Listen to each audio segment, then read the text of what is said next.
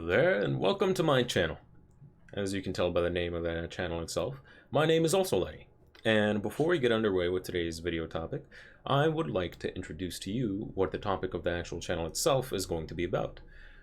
So, the whole idea of this channel is kind of centering around not only myself, but also a book that I ended up starting to write 2 years ago.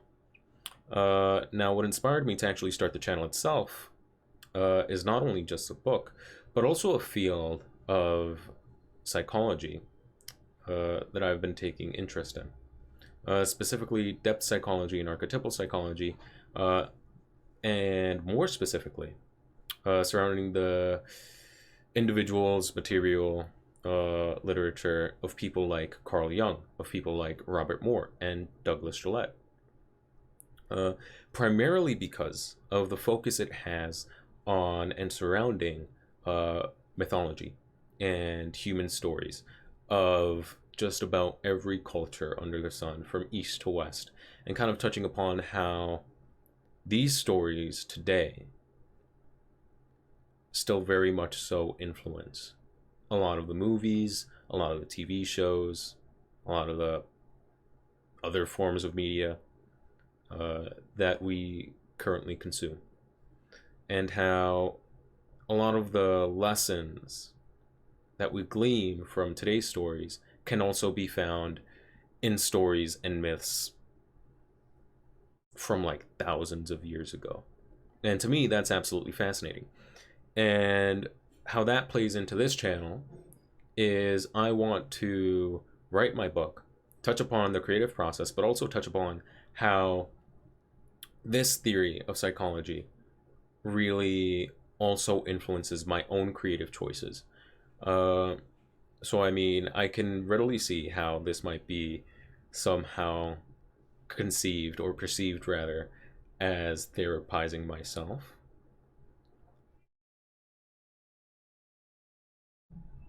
Actually, I just came to that realization myself, actually. Anyways, but that's essentially what this channel is going to be about. And also maybe some straggler topics as well. Things like maybe how to develop more discipline when writing a story, or how to develop more discipline in general when it comes to life in general, which is also something that I've been very much so on the process of developing. But anyways, that's my own little channel explanation. Moving on to the actual topic of the video, which is more so today going to be focused on establishing characters through two main avenues. Number one being how the character themselves interacts with the world and people. Because in a book that I ended up reading by Will Storr, this is very much so pivotal to the actual story itself, almost more so than the actual plot, because the plot kind of serves as a vehicle to tell the actual story, which is how are your characters going to change throughout the story.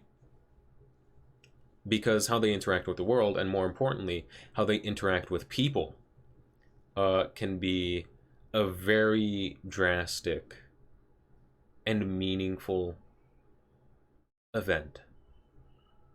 Protracted event, perhaps, to tell.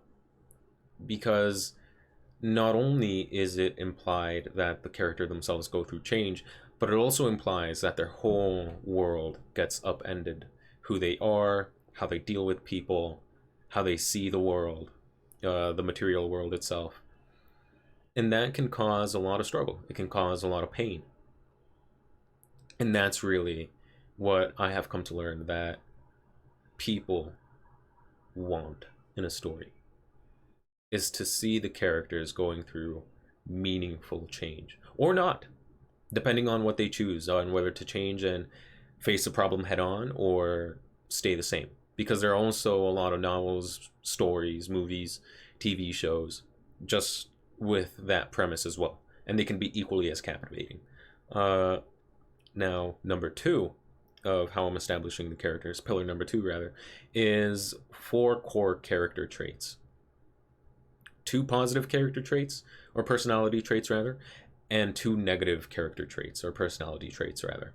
I said that twice. Anyways, so the idea with this is that I want 2 of each, positive and negative, because I want to be able to mix and match uh, these personality traits. And what that'll do, theoretically for me, is kind of give me different ways that each separate character will handle daily situations.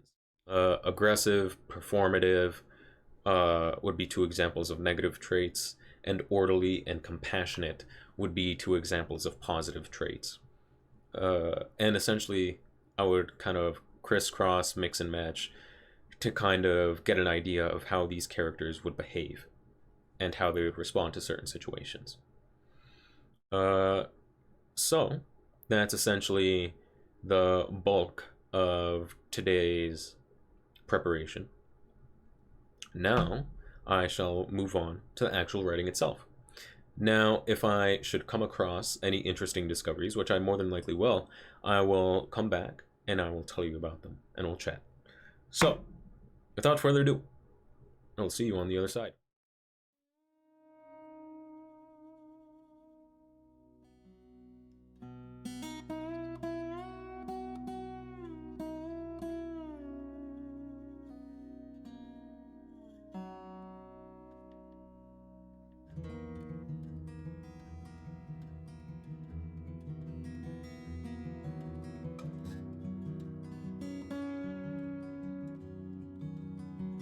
Okay, so that was the first little writing session we've had on the channel so far, and especially with this current goal of kind of getting characters established and everything. One thing I've noticed that would probably appear to be maybe obvious, maybe not so obvious, probably obvious to veterans of writing stories and such. Writing other people is actually a little hard. Um, because especially what I've noticed for myself is that when I sometimes talk to other people, um, sometimes in casual settings, sometimes in not so casual settings, I can end up bringing some heightened language. Uh, and that almost kind of bleeds in to some of the characters that I ended up writing this session. Uh, Sometimes it can be good, depending on the character. Sometimes it won't really fit. Uh, which is probably something that I'm gonna have to learn to kind of work around. Almost kind of rather than writing within my own body, writing within the body of the character and how they would sound, not how I would sound. So that is more than likely going to be a challenge that I'm going to be confronting over the next couple of weeks, next couple of months. I end up writing. Uh, Another one I would have to say is definitely more than anything would be actually writing with extreme amounts of detail. Now me, I've always kind of had comments thrown my way that I have more of a cinematic kind of mind, a cinematic way kind of picturing situations, of picturing environments, of picturing people in those environments. Um, which is a blessing, but it's just now I have that, which is great. Now it's the challenge of actually putting that cinematic environment I have in my head in words, in ways that aren't contrived or kind of speaking in circles or writing in circles, and actually making an effective description of a picture of a scene, while at the same time keeping it fresh and not using too many of the same words. Which is definitely a welcome challenge, I would say, because it opens more opportunities for me to improve vocabulary, writing vocabulary, and things as such. Uh, but that's definitely going to be I wouldn't say time consuming. An investment would be probably a good way of putting it. Um,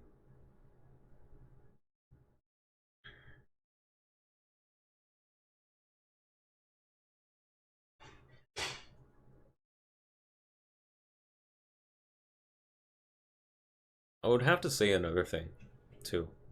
Kind of going back to that first point of not writing the character how I sound, but writing it how they sound.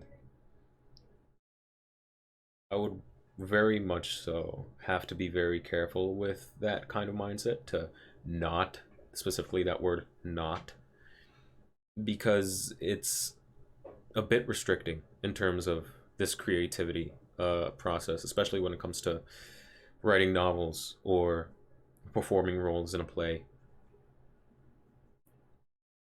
Because although you don't want the character to be you want the character to have parts of you.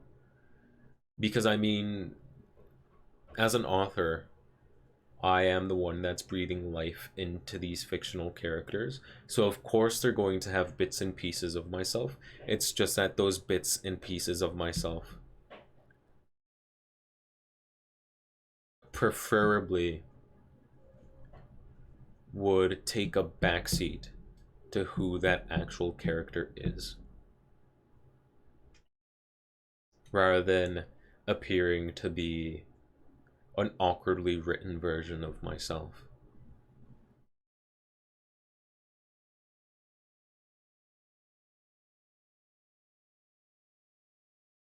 Some food for thought.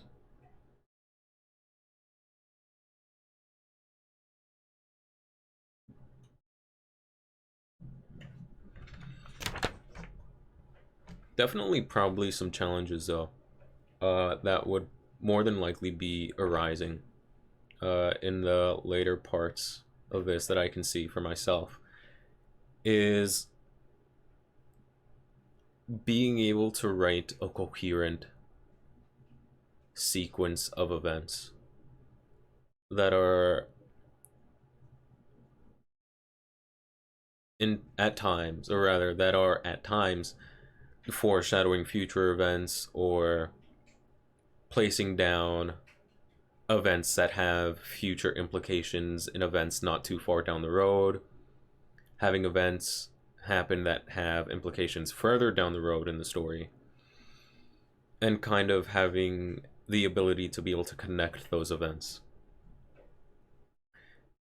Because I mean, stories are always told in a particular sequence. I mean, at least in Western storytelling traditions,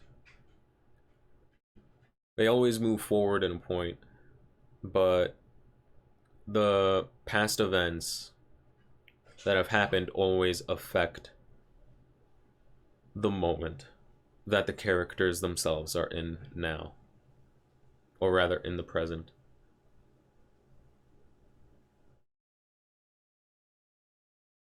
So, as I've said before, a welcome challenge. But I feel as though there's going to be a lot of rewriting, which isn't a bad thing. I watched a couple of videos and expected as much that there would probably be a lot of rewriting, uh, especially considering the fact that I've written, or well, I've really only written and included 3 characters so far out of the list of characters I currently have um, in this already started novel. So I'll be going back, rewriting them, which is no bad thing. Just to kind of fit the current vision that I have for this novel, uh, rather than the vision that I did have when I first started this novel 2 years ago. And I mean, probably a blessing that I didn't get deep into this novel. Uh, Now that I think about it that way, in the lens of perhaps having to do rewrites. So that's always a good thing. Hindsight is 2020. Yeah. But overall, I'm certainly excited. This is going to provide a good little challenge for me over the summer break, and honestly, I hope perhaps you as well watching this are inclined enough and excited enough to stick around as well along this journey of mine. So yeah, I would have to say this is the end of the first video, uh, and we shall see where the winds of adventure and the winds of story take us.